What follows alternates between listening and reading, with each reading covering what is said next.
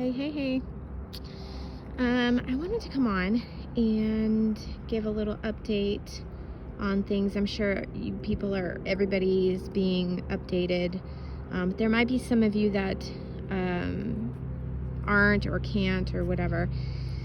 There's such horrific footage coming out being shared, and it's very horrific. Some of the videos I've seen are just, they strike up so much anger in me and sadness, because a lot of those people, especially the women that are being taken, I know right now that they are not being treated nicely. I'll just put it that way.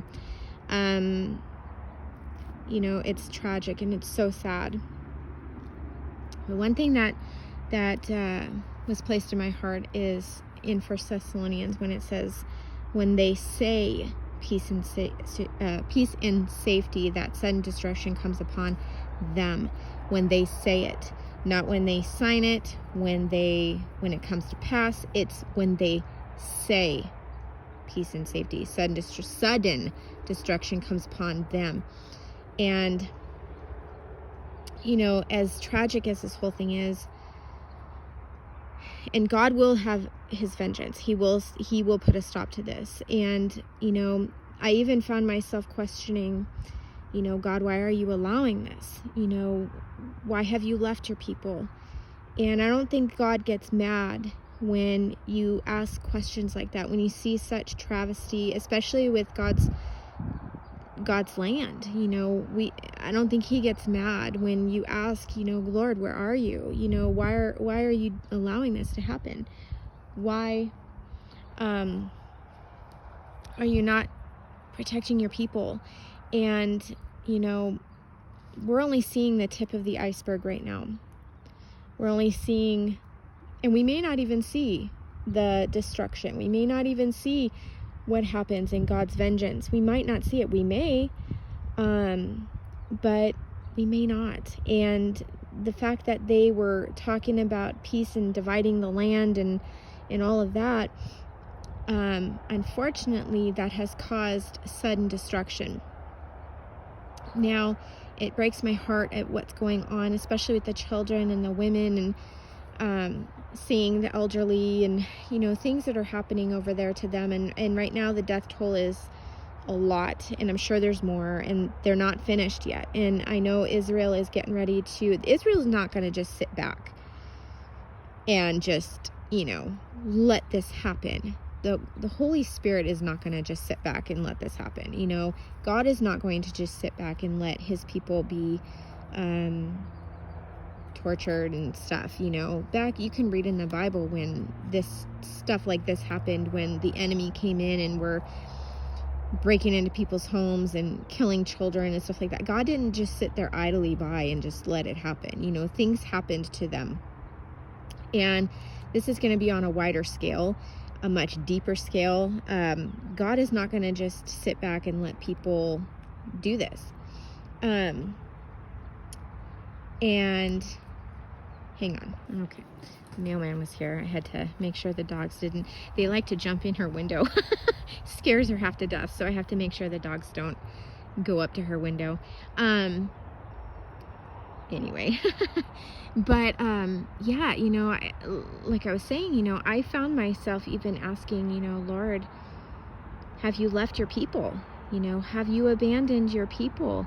I can see how many would think that, because, we automatically think, oh, just because it's Israel, nothing is going to happen to them. And sadly, that's not the case. And things are about to get a little wild. I don't think we're gonna be here. I posted something in my community tab, and I wanted to share it here because sometimes you guys don't see my community tab.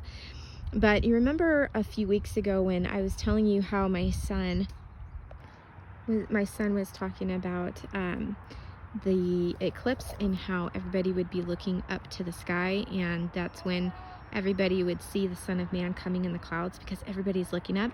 Well, today, it just amazes me at the magnitude of his walk with Christ. It's so amazing to see, and to hear him speaking. And sorry, my daughter came out. Anyway, he said today how this eclipse that's going to happen on the 14th is called the wedding ring eclipse. And he said, he goes, you have to have a wedding ring in order to get married. And he goes, the rapture is the wedding, and the feast is our reception. My mouth dropped. I'm just looking at him going, I never thought of it that way. It's not necessarily with the eclipse, but with the rapture being our wedding and the feast being our reception after the wedding.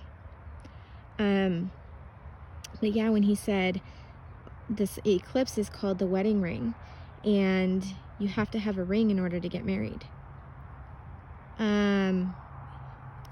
Very interesting times we are in.